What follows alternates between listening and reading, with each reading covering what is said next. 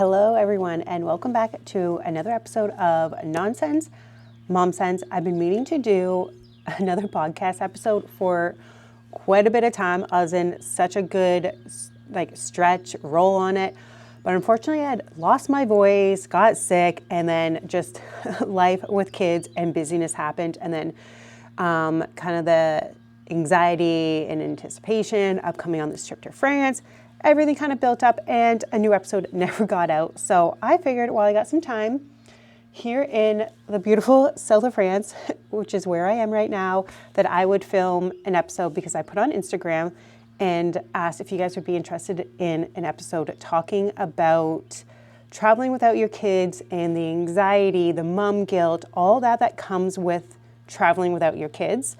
So I thought, you know what better time to do that than right here when I don't have any other distractions. I don't have my kids here. So let's talk about mom guilt and traveling.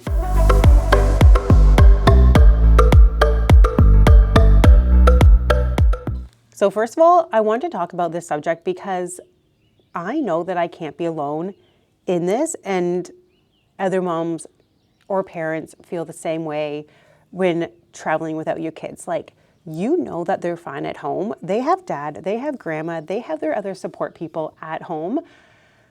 But when they're crying to you on that phone saying, "Why did you say yes? You should have said no," which is exactly what Everly said to me every single day so far, it honestly breaks your heart. It just tears you apart and you feel like, why did I say yes? Why did I come here? Should I have stayed home?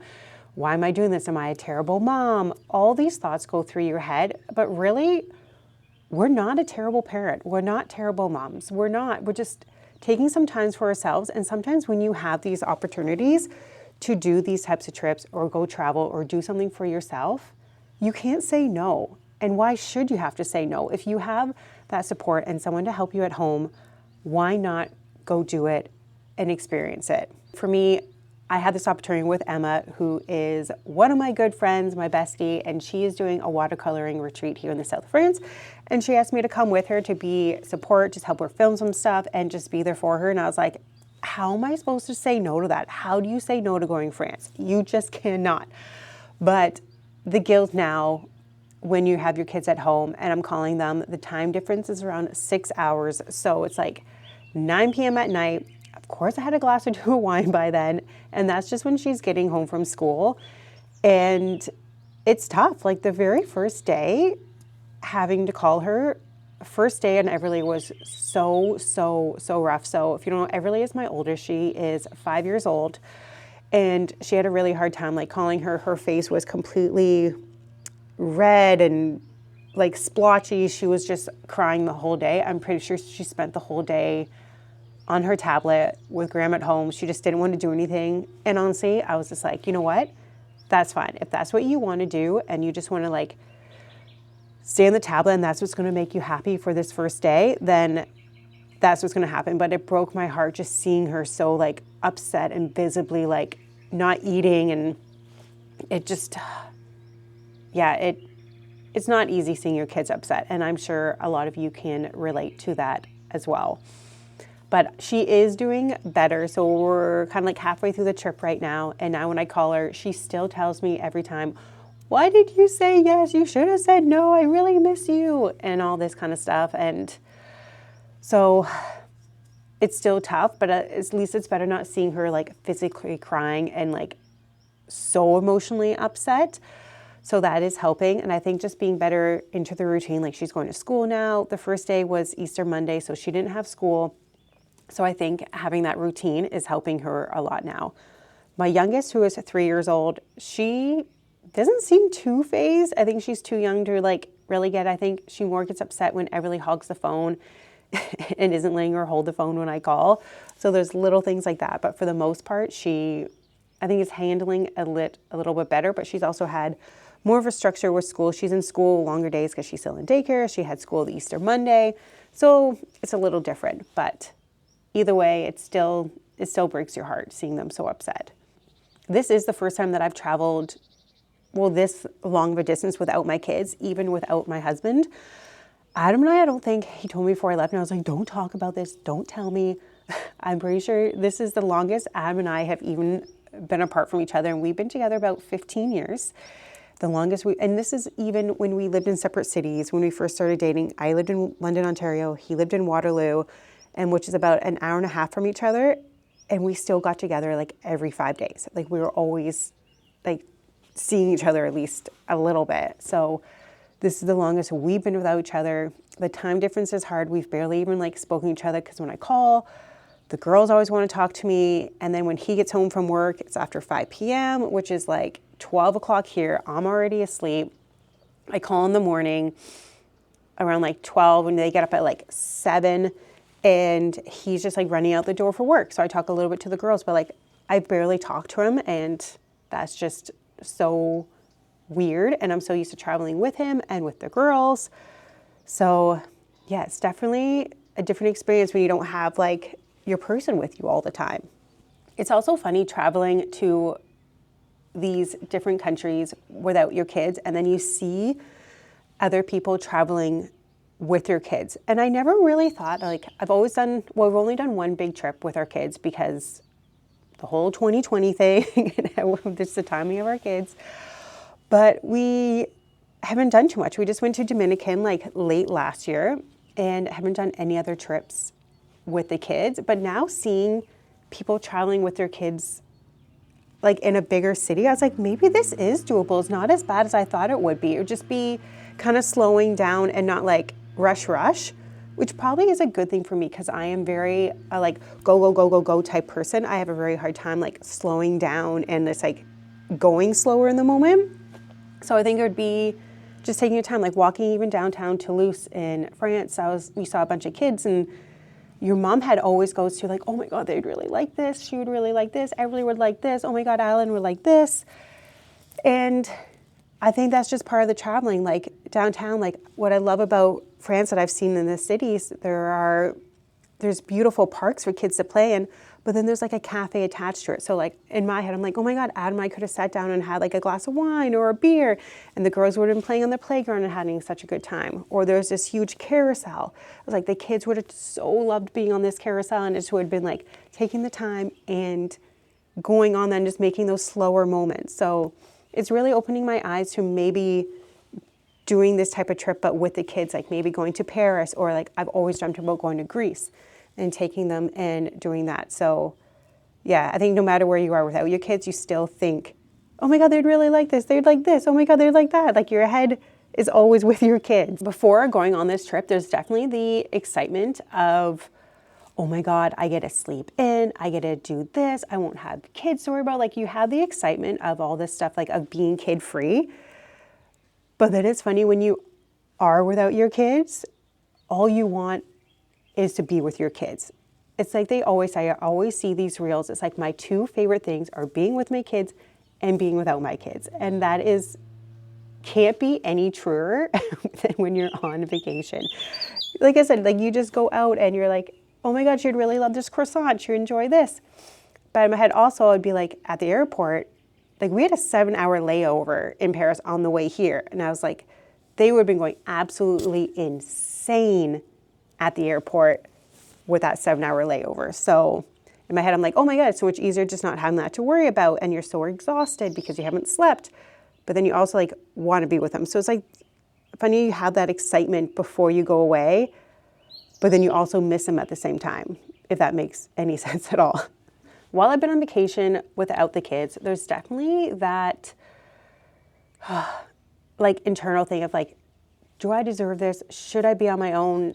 And especially moments where like right now where like there's not much to do. And like I said, I struggle very hard with the fact of slowing down and not always constantly being busy. So having these slower moments, just like, should I be here? Should I be with my kids? Like, I'm not doing too much. Like, I'm just like relaxing. Like, I should be home with my kids. I should be like prepping their lunch. I should be doing this. Like, all those things go through your head. But then we also have to remember we do that so much at home, and it's not like I'm gone forever. It's not like I'm gone for 3 months and like I'm not coming back. It's 10 days max, and that's 2 days of travel. And it is it is okay for us to enjoy ourselves. It is okay for us to take time for ourselves, just to have those moments and like maybe even come back and appreciate those little moments and not get so overwhelmed with like the screaming and chaos of your kids. Like you're just can be more in the moment because you've just taken that time to fully like disconnect, and then you can come back. The worst part of on a trip and then without your kids is seeing when your phone pops up and gives you memories. They're like, remember last year on this day? And you see photos of your kids from like last Easter or this weekend from last year, and you see all those moments. You're just like, why are you putting together a slideshow? Why are you showing this to me right now? It's like iPhone is reading me and it knows that I am away from my kids, and it's just trying to make me emotional roller coaster and just want to cry from seeing photos on my kids. Because it pops up and I see it, and then I go down a rabbit hole and I look at photos from when they were born. And then my internal mom is like, oh my God, they were so little. And then you just want to snuggle them, and then you want to cry, you miss them. And then you're like, should I have another baby? Because they're so little, I don't have any little more. Then you're like, wait, no, I should not have another baby. Like, this is where your head goes. You just like ping pong all around because iPhone is showing you history and photos from last year. And you're just like, nope, do not do this, iPhone. Do not show me these photos. I'm going to have to do another video of traveling without your kids, but then like the return of it all, because I haven't experienced that yet. I don't know if they're going to like start crying or be like, well, I know as soon as I get home, like my flight comes in at 9 p.m. So they're obviously going to be asleep by the time I get home. But I think that morning it's going to be, I know they'll probably come running and yell, Mom, but I really don't know what will happen. And then like the reaction, like, are they going to be resentful for me? Are they going to be angry at me? Are they going to start acting out on me? I don't know. So that might be a really interesting episode as well, to kind of talk about the aftermath of going away without your kids. So if that's something you guys want to see, definitely let me know on Instagram or leave a comment and let me know, because we could definitely do that. Because who knows, maybe they're going to be like extra clingy. Maybe they're going to ignore me because they're mad. Like, I don't really know what to expect. I know some of you have liked in the past when I read some past stories of other people who have had similar situations depending on the topic that we were talking about in the podcast. So I thought I'd pull up some stories of people talking about traveling without their kids and like their kids' opinions and just different thoughts that way. So I'm going to read one now because I know we can all relate to this, or maybe it'll make us feel better about wanting to go on a trip without our kids and not feeling so guilty. So this one says, I'm in my early 20s now, and I'm the oldest of 5 children. My mom rarely took trips for herself or even with my dad without the kids because she felt so guilty leaving us kids behind. So from a child's perspective, I really wish my mom realized that she deserved time to herself and didn't have to include us in everything. The fact I'm sure my siblings and I would have been stoked for a week without my mom in the house. You say you have another family trip planned. This is talking about they had another family trip there. So you have literally nothing to be guilty about. You're taking your whole family to Disney later, and your kids are such an important part of your life. So that's a really good point. We have to remember we don't always do trips alone. It's not like I'm not taking a trip. Every single trip I go on, I'm going without my kids. We do so many even like little trips at home in our own town, and just like going to Toronto, things like that with our kids. It's not like we're always going without them. So in the end, it is okay if we take a trip or two for ourselves and they're not included, because they could look, well, I guess mine are a little younger. They probably wouldn't be stoked to be without mom and dad right now. But when they get older, like teenage years, like I remember when I was younger going to my friend's house and we would have parties because their parents were away for the weekend or whatever it may be. And we're like, yeah, this is amazing. Like, go away, go, like, have fun or whatever. So we got to remember when they get, especially if you have older kids, they might really enjoy that independence and that freedom. And it could be a really good opportunity for them to experience that. For me, my kids being 5 and 3, I think I've realized on this trip that, because Ab and I have talked about in the, like, even just recently, talked about like, oh, maybe we should try to go do a trip alone. Like maybe we could go like an all-inclusive, but just go like 3-4 days. But I think I realized with how emotional my oldest is right now, that us going away, just the two of us, is probably not the best idea, just seeing how affected she was on that first day and second day that I was gone. The fact if Adam and I were both gone, I don't think she would handle it well, even though she is very close to my mom. Grandma comes and helps. Like, she's there right now helping Adam like throughout the day because he works till 5 and Everly is also out of school by 3. So yeah, I think it made us realize that we can't do that quite yet, maybe down the line. But then I go back to what I was talking before. Like, I think I've realized on this trip that if we want to do a bigger trip, and like I love trips exploring and walking around cities, that maybe we just bring them and we just embrace the chaos that is probably going to come with that, because why not? Here's another little story, just even about leaving the house for a little bit. Mom guilt is the worst. I feel it any time I leave the house without them, even if it's for a doctor's appointment. We need our time too. We aren't just a mom, we are people and have friends. And having a mom's only trip, we all deserve them. I'm actually planning my first one to Universal next year for Halloween Horror Nights.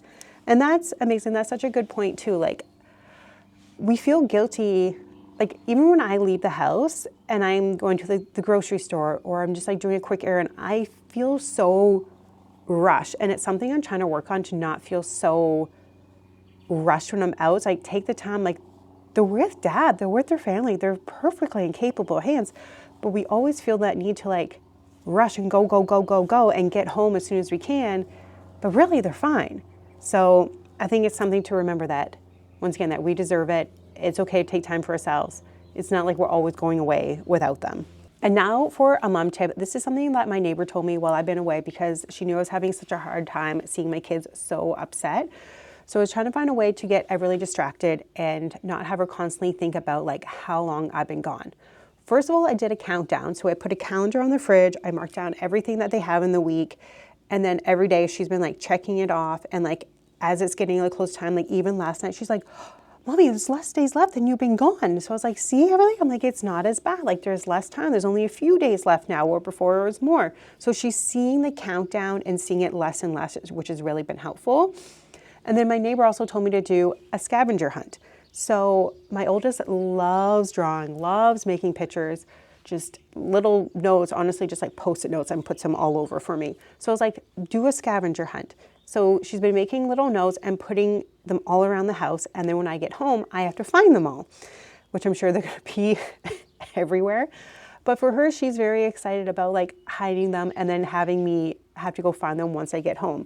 So I think it's a way to distract her to do that, and just calling them and every day and just making sure that they know that you're still communicating with them and that you're still there has really been helpful. And then I tell her too, I was like, I'm gonna bring you home a present. And it could be so simple. Like, my oldest loves art. So I'm probably gonna go buy her like a cute little pen or pencil at like an art store. And then my youngest, she's not fully into anything, but she just loves the color blue. So I will find her probably something that's the color blue and get her that. So they get excited, like, oh, what's Mommy gonna get me? Like, they're like, what are you gonna get? And in my head, I was like, I can't tell you, also because I don't know yet. But it's just something to get their mind off the fact that you're gone, and something to look forward to when you get home. And that's the end of this episode of Nonsense Mom Sense. Thank you guys so much for listening.